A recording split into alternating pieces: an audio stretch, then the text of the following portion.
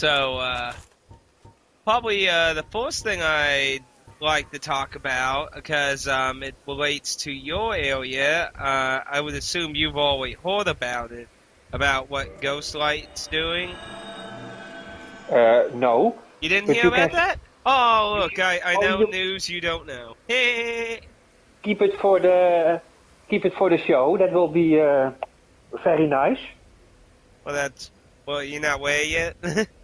Oh, I am ready yet. Are you recording yet then? Oh, yes, I've been recording for a while. I just figured you didn't say anything else you need to do, so I figured that's how I would start. Okay.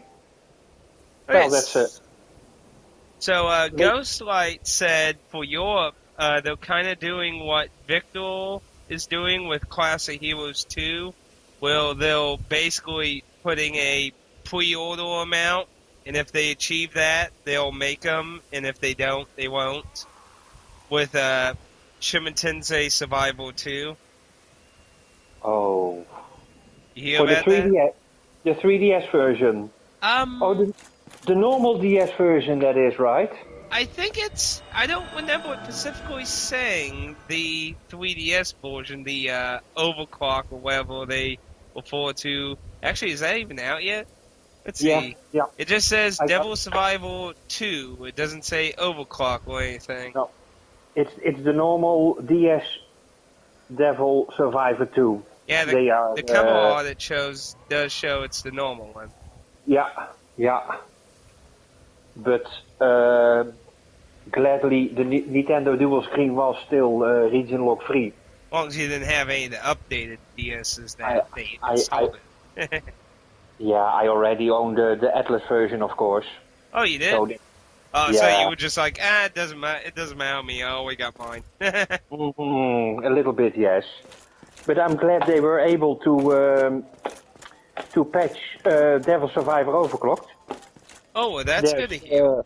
yeah, Europe got a patch on the Nintendo Store to patch the game to version 1.1. So now when I decide to play the game, all the bugs are gone. Like in the auction house, and there was a bug in the battle. So they were able to solve all their problems. Well, that's very good to hear for you all. Yeah. So I'm still very grateful for Ghostlight to exist over here, especially for the 3DS. Well, Nippon Ichi is gonna do Soul Hackers, if I'm not mistaken. Oh, are Nippon they? Yeah, the Nippon Ichi is gonna bring Soul Hackers in September. Interesting. And Shin Megami Tensei 4 is still, well, no date still. Yeah, that's a shame. I can't. Uh, I just got mine, as you always know, and I'm always impressed with how it looks. I mean, it's much bigger, and the booklet is like an art book strategy guide, and it's very thick. And I was not expecting that at all. I was talking to somebody in the USA today in Animal Crossing, and he is going to get that version as well this week or this weekend. Yeah, and it's really nice considering it's not even a like the kind of limited editions where they cost more. It's just you got the initial launch version and you get it as a bonus, and that's probably one of the more better kind of things I've seen Atlas give to people like that. I mean, Yeah. usually you just get like a music disc and maybe something else small. This has just like it's literally like a guide through. I'm not sure about the whole game, but it has some pretty extensive data, and there's a bunch of demon fusion techniques and stuff in the back of it. So if it's not a full guide, it's definitely a pretty extensive. So it's the same price as a normal game. Yeah, and it's Oh, that's only good. the launch versions that are going to have it. Once the Mm, launch versions are gone, they are no longer going to be around. yeah, that's a bit what they did to Tales of Graces F here in Europe. The first few days we got that limited version, and now they are only selling the game, of course, but not inside the box and with some booklet. Yeah. So, and I'm still deciding if I'm gonna buy the Tales of Celia. If I'm gonna buy the special edition or the normal edition, it's basically 40 euros more for just a figurine that's 20 centimeters high. So I'm not really sure yet if I'm gonna do that or just take the normal version. In America, we're getting another, basically the limited original launch gets a special something, and then everything else is just normal. With that, as far as I'm aware of. Yeah, America has also one version that's $100 and a normal price version, right? I'm not sure. My store actually asked me, the store I've been getting a lot of my stuff from, they actually asked me if I wanted to pre-order it, since they're like, you're always pre-ordering all these obscurely hard to get RPGs for a store, so, more like an usual event, are you interested in this? And they're like, yeah, so I only got $5 on it at my local game store here, which isn't GameStop. It's not GameStop. Ironically, it's called Game Time, though, so I can't really give them originality points on their name. Well, here we have a game mania, so it's all a bit all game. But the local store here is Game Mania, so they also use a little bit half of the name. And yeah, I'm gonna pre-order it this Wednesday. So I got a decision to make. Do I pay 100 euro for one game, or just the normal version, and then at least I can buy one 3DS game with it. So then it's 60 and 40. That also makes 100 euros. Hundreds of really a lot, and if I remember correctly, your currency is even more when exchanged into mine, so that would be even more in my currency, I think. And I mean, like 100's a hard ask for a game. I think it's $120, if I'm correct, and it will be a bit different, but around that price it will be. Yeah. So I'm still doubting, but I'll work on it. I surely do not need the money yet for 3DS game. The best they come out in September. Then we get finally E3 and Odyssey 4. Soul Hackers. So the 3DS is actually doing quite well this year, I may say. Oh yeah, I have to say there's a lot of good games for the niche crowd this year for the 3DS. All the people bitching about, there's nothing for the 3DS worth getting. I definitely have to say they're eating their socks this year. Yeah. So far it's been a great year, and still there are coming games, good games for it. So there's also the good news that Earthbound is available on the Virtual Console now too. I don't think it's out in Europe quite yet, but it's supposed to be coming out. So hopefully that'll turn out really good. Yeah. What is Earthbound, by the way? Oh, you never played Earthbound? Really? Nope. Oh, really? What a shame. Yeah. That's a shame. What category is Earthbound? It's a Super Nintendo RPG. Sorry, I was murdering someone in the township in Dark Souls.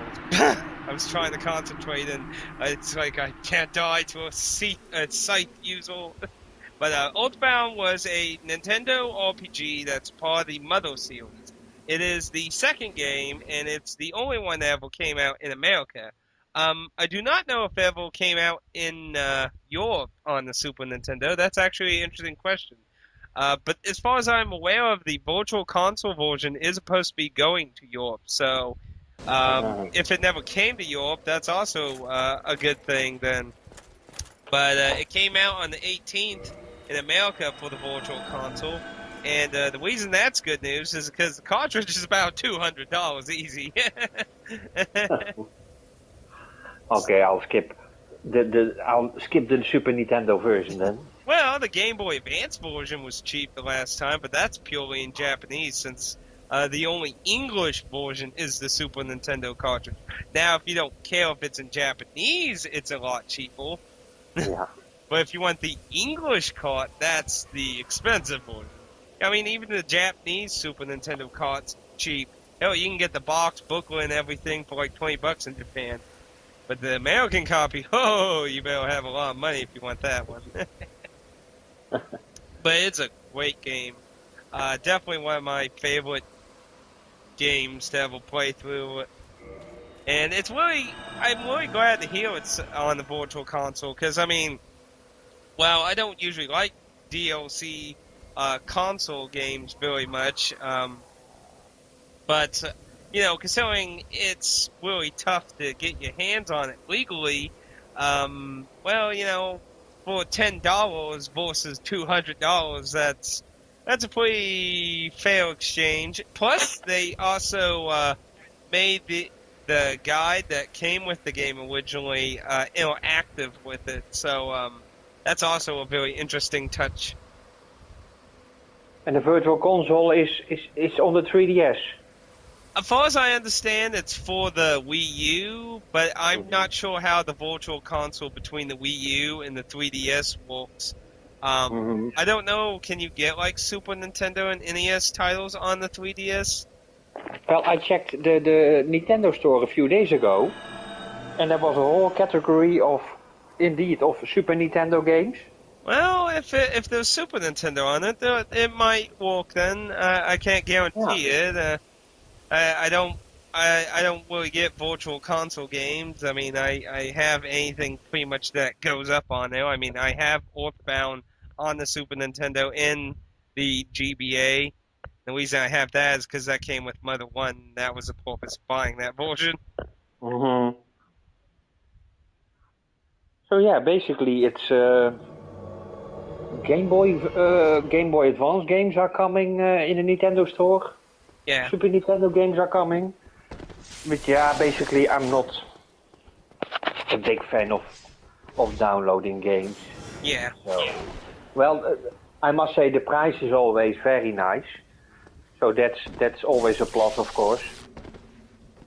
But yeah, I bought one game for the Vita that was Final Fantasy IX for like €8 or something. It's a digital download, so those games come quite cheap and they are a bit worth it, or lots worth it. It's not much money, and well, at least it's some game on the Vita that I can enjoy. Yeah. I've been very interested in getting a Vita and a Wii U. If I get a lot of overtime like I did last year when Weekend Shift closes down, that's probably what I'll do with a lot of my overtime money. Yeah, because for the Wii U there are not many interesting games yet. Like for the 3DS. There's 2 and Pikmin 3's coming out, and I think next year is going to be when the Wii U is going to pick up like the 3DS did. Because I mean, 3DS didn't have a very stellar launch either. Nope. Hell, everyone was bitching. It's like it's too expensive. There's nothing on it. Blah blah blah. Yeah. Oh, if they're going to make a Fire Emblem for the Wii U. Animal Crossing, and there are probably more titles that will be very interesting. It would be very exciting if there's a new Fire Emblem because I'm not sure if you're aware, but Awakening was possibly going to be the last Fire Emblem game if it didn't sell well. Because before Awakening, the last 4 titles kept dropping in sales. And they were basically like, this is the last chance, and if it doesn't sell well, it's going in the vault. But it did sell well, so, and hopefully the crossover with Atlas will do successful and continue the series.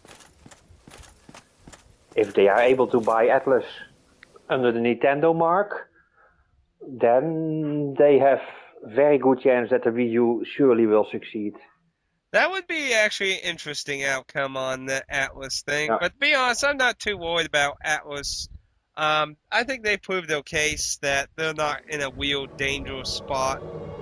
I mean, the company has successfully went through its special bankruptcy thing where it's basically going to try to recoup losses, but without basically without the company going under. So Hmm. they'll continue forward, just trying to make up for the losses. So Yeah, it was the company who owns Atlas who yeah, went. Yeah, yeah. but I think. they were trying to say that because they were originally trying to say that Atlas was the problem, saying that they'll that Golden didn't sell as well, and that Mm-hmm. what's the other thing? Oh my goodness! Arena. Oh my god! Yeah, Lena, I'm sorry, man, but I just invaded a guy who's grave lorded. This is such a rare thing. Oh my goodness! Wow, this is the second time I've ever seen anyone grave lorded in Dark Souls. Has a grave lord source wolf. Holy crap! Okay, I'm very sorry. I had to go kind of wonder about that. Uh, No, I was very pleased with Persona 4 Golden. yeah, I've been watching Super Genius play it, and that's another reason why I keep wanting to play Persona 4. But Hmm. it looks really good, but at the same time, I kind of wanted to play the PS2 version before I play Golden. Um, in my original video where I said I would probably play the PS2 version first, and then down the road, when I eventually get a Vita, play the Golden version, I think that's actually a good idea because Hmm. my main problem with Golden is it does seem vastly easy. It's more mainstream than Persona 4 already was. Well, the problem is it's just so it has so many simplistic things. I mean, I'm not saying it's bad. It's just like I think like the fusion thing where you can choose the skills. I like I said to you before, I could understand that, but at the same Yeah. time, I think like because that new Keldor, you can get skill cards and attach Yeah. skills to your persona. I think it Yeah. would have just been better to go with that because Hmm. you're just making it even easier. Because I mean, you can only get skill cards of stuff, so why not just use that for your customization needs and just leave the fusion thing random? But that's just me. I mean, that's really a personal taste thing. Well, the fusion thing, I agree with you. I enjoyed about the fusion thing that you do not have to cancel each time you try to fuse, and now you can pick the skills you want. So I think that's a good improvement. But the skill cards, indeed, and Yeah, because I mean, the somehow skill it's cards allow you to always pick skills. So I mean, yeah, I don't yeah, see why you need both. Either get rid of the skill cards and have the choosing, or just make the choosing random and go with the skill cards. I mean, mm, it just seems like two systems that make it even easier than it always needs to be. You know what I mean? correct. That I totally agree with. But still, it's how Atlas did it. I mentioned that in one of my videos as well. They did not just copy paste all the graphics. They really remastered it with a lot of attention. Yeah, I And noticed the characters, shadows in the dungeon are a little different. yeah, yeah, as well.